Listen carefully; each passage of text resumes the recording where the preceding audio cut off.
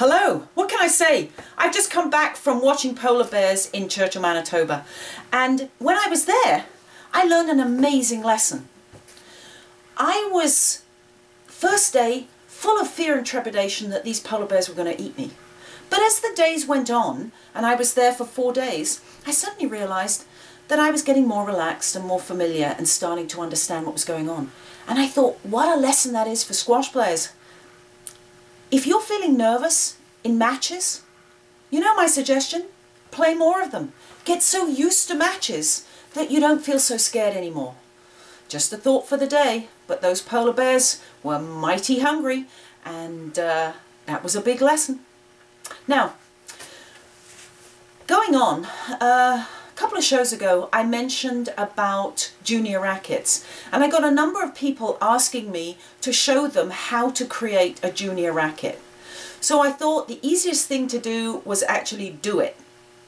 So here you go, showing, and you can see exactly what I do. So all you really need is a hacksaw. What you're going to do is cut the handle off.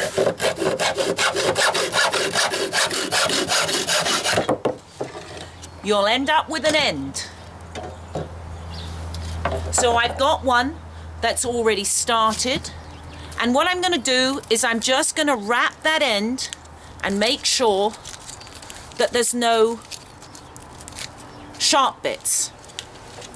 I take another piece of grip, and what I'm going to do is put that grip around the racket when I can get it open. All I'm doing is wrapping it around, making it fairly thick. It's going to be for a little kid's hand, so you don't want it too tight, too large. Most of the junior rackets, that's one of the biggest problems. The grips are actually too big. And then you're just going to finish it with some black tape. Now you've got a perfect little racket for a 3 to 5-year-old.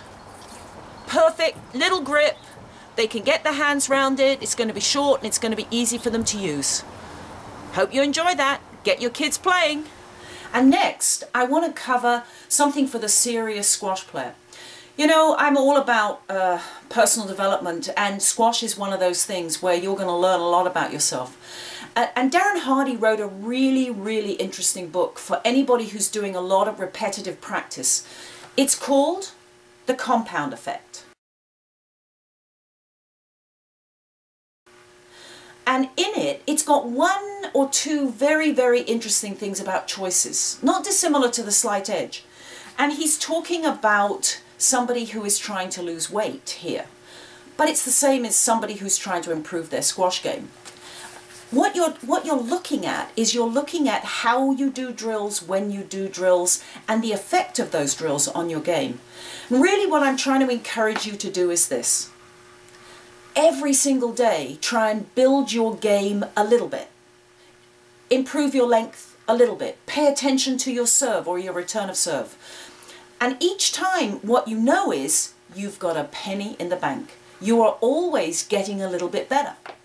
When you're not paying attention to your game, believe it or not, it's not moving. It's not getting anywhere else. And if you're constantly playing people who are better than you, do you know what you're practicing?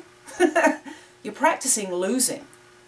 So you need to make sure that when you're practicing and when you're building your game, you play people who you can beat. Because when you beat people, you're practicing winning. And that's actually what you want to do. So always have a little bit of a balance between playing people who are better than you, worse than you, and about your same level. And remember, read Darren Hardy's book, The Compound Effect. You'll find some fascinating stuff in there. And now it's time for Ask Barb.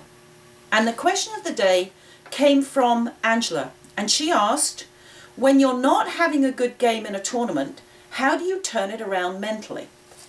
Well, Angela, the biggest thing is it's all about the return of serve. If you're losing, I hate to say it, but you're returning serve. So you need to make sure that you give yourself a physical instruction. I'm suggesting something like low to high, because that's what you need to do with your racket to move the ball up high on the front wall and get it to go by your opponent. You really, really need to get that ball to the back of the court so that you've got some chance of getting in front of your opponent and starting to win the rally. You're never going to win the rally from the back of the court. So think about that.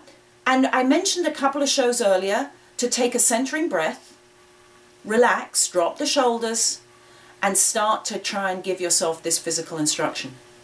Mentally, I would say to you, you are always going to win and lose points. It's not a tragedy. No one continually wins points, and generally no one continually loses points. So you've got to get comfortable with both. And if you feel like you're having a really bad game, don't get desperate. Relax and try and get that ball by your opponent. I hope that helps. You'll need to practice it. And this is Barb Cooper from HelpMySquashGame.com signing off.